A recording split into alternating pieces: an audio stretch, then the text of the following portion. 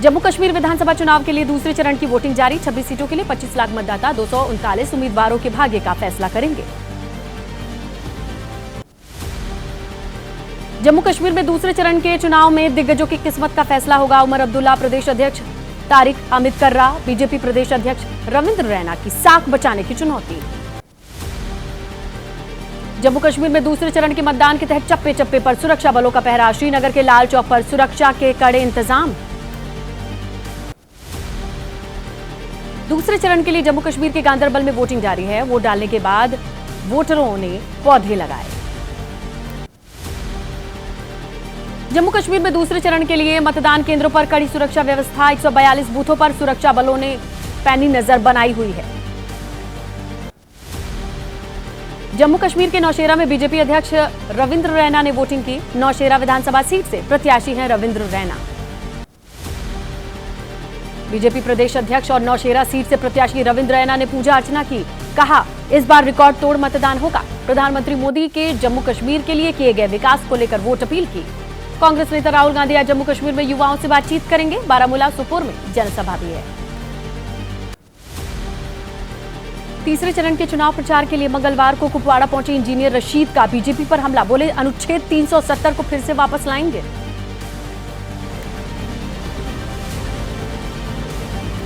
हरियाणा चुनाव के लिए सभी दलों ने पूरा दम झोंक रखा है और आज हरियाणा में पीएम मोदी की चुनावी रैली भी है। क्या अपडेट है, चलिए जानते हैं 9 सेकंड न्यूज में।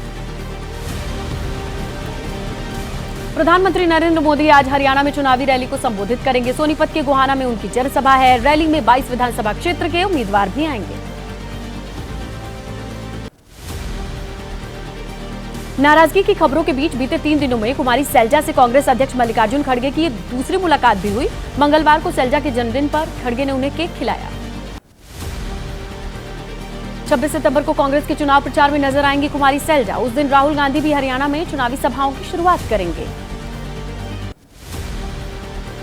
हिमाचल के मंडी से बीजेपी सांसद कंगना रनौत का बयान, तीनों कृषि कानून वापस लिए जाने चाहिए। कांग्रेस ने कहा कि बीजेपी जवाब दे।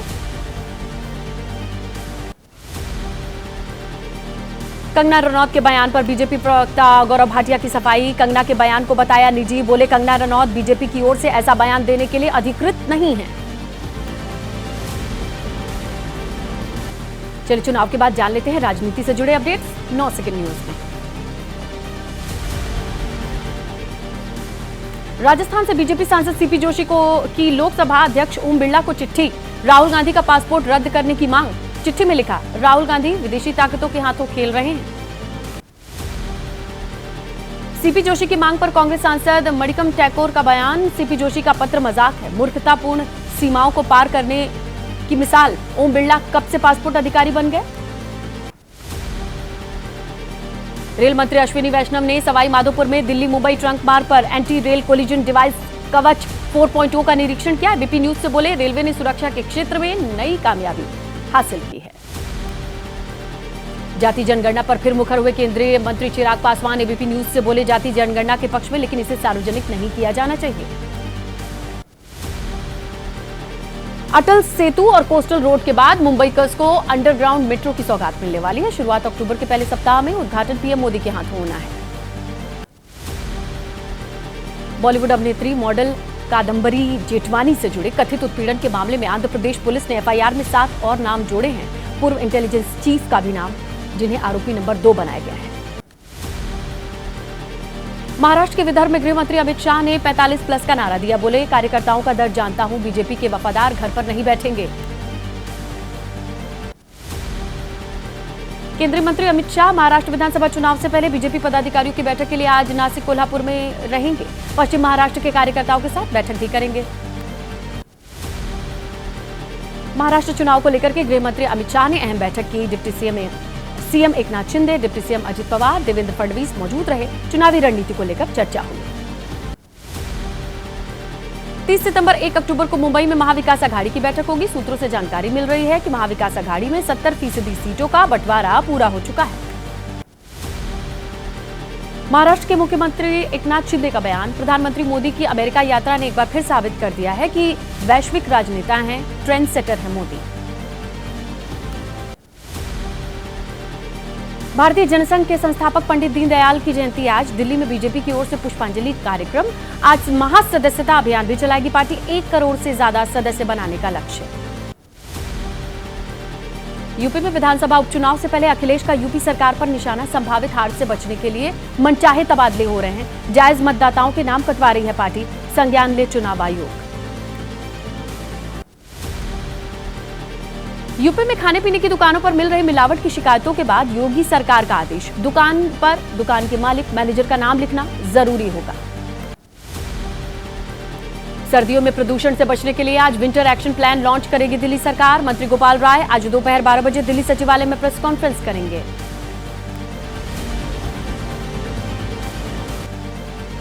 और देखिए, प्रसाद विवाद के चलते ओडिशा सरकार जगन्नाथ मंदिर में इस्तेमाल किए जाने वाले घी की जांच कराएगी। इससे जुड़ी अपडेट्स हैं, वो भी देखते हैं 9 सेकंड न्यूज में। जगन्नाथ मंदिर में प्रसाद तैयार करने के लिए इस्तेमाल होने वाले घी की जांच करेगी ओडिशा सरकार। लड्डुओं की गुणवत्ता पर उठ रहे सवालों को लेकर ओडिशा सरकार का फैसला। आध्यात्मिक गुरु रामभद्राचार्य ने तिरुपति लड्डू प्रसादम विवाद पर कहा कि मंदिरों का सरकारी अधिग्रहण नहीं होना चाहिए। तिरुपति मंदिर की घटना के लिए जिम्मेदार लोगों को सजा मिले। वीएचपी के national joint secretary Surendra Jain ने कहा कि मंदिरों का सरकारी नहीं सामाजिकरण होना चाहिए। मंदिरों को राज्य सरकारों के चंगुल से मुक्त कराने के लिए वीएचपी अभियान शुरू करेगी। तिरुपति लड्डू विवाद पर शंकराचार्य स्वामी अविमुक्तेश्वरानंद सरस्वती का बयान। कहा, मंदिरों के नाम पर राजनीति न हो। पहले भी हो चुकी है जांच, मगर कुछ भी नहीं निकला। तिरुपति मामले से सबक लेते हुए देश भर के मंदिरों में प्रसाद का स्वरूप बदलने की तैयारी। काशी विद्वत परिषद ने खाका तैयार किया। पंचमेवा, फल, बताशा, रामदाना का होगा प्रसाद। तिरुपति मंदिर में प्रसाद में चर्बी का विरोध। राजस्थान के बांसवाड़ा में हिंदू संगठन से जुड़े लोगों का हंगामा सामने आया।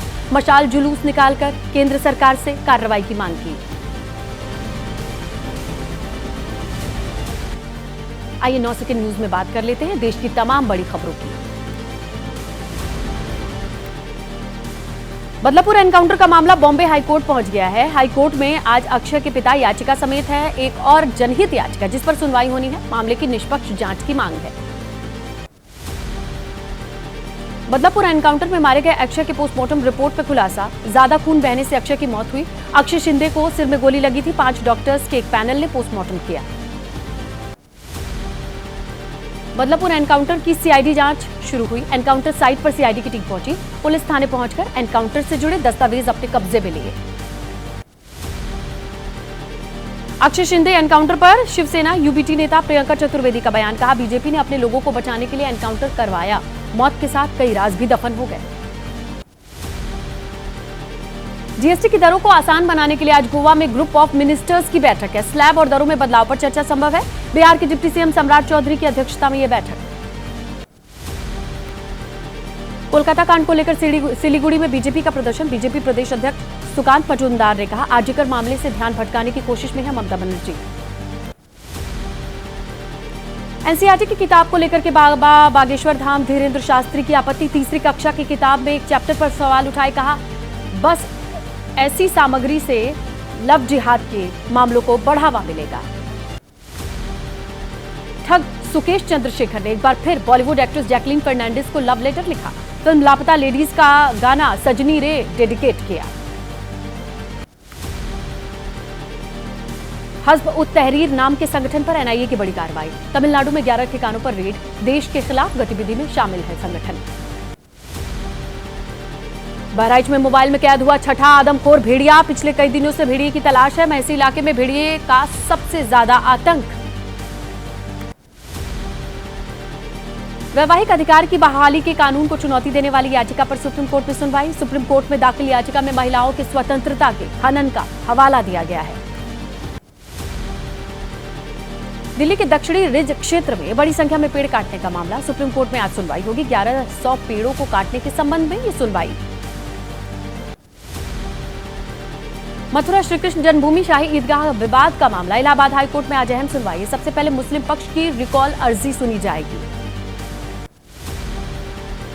दिल्ली सरकार के पूर्व मंत्री सत्येंद्र जैन की जमानत याचिका पर आज सुनवाई होगी। दिल्ली की राउज एवेन्यू कोर्ट में यह सुनवाई। पिछली सुनवाई में कोर्ट ने सत्येंद्र जैन की जमानत याचिका पर ईडी को नोटिस जारी किया था। आइए देश के अलग अलग राज्यों से जुड़ी जो खबरें हैं उन्हें भी देखते हैं 9 सेकंड न्यूज में।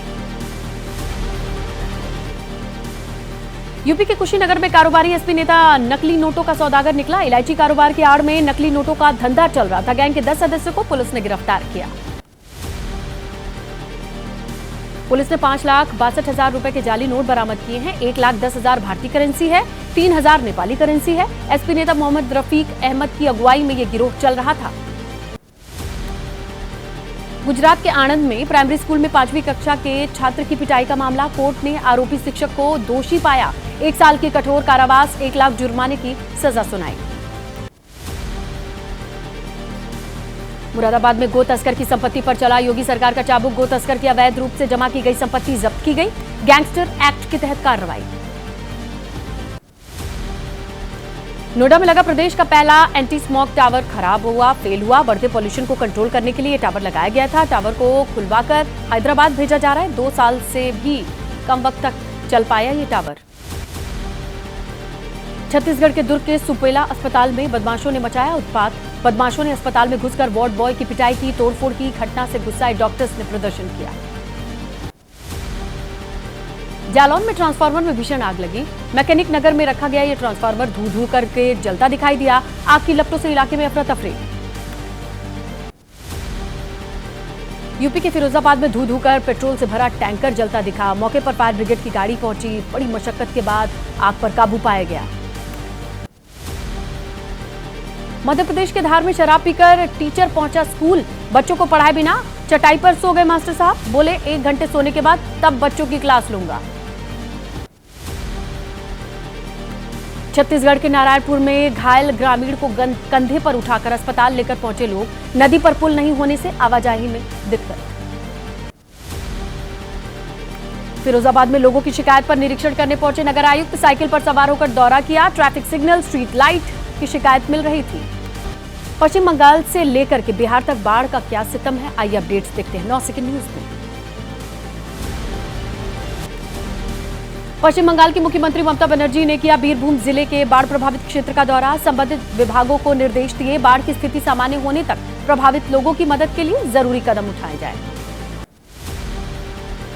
सीएम ममता बनर्जी का बयान। विधायकों को ग्रामीण क्षेत्र में सड़क का पुनर्निर्माण करने, मार्च तक अपने विधायक निधि का पूरा पैसा खर्च करने का निर्देश दिया।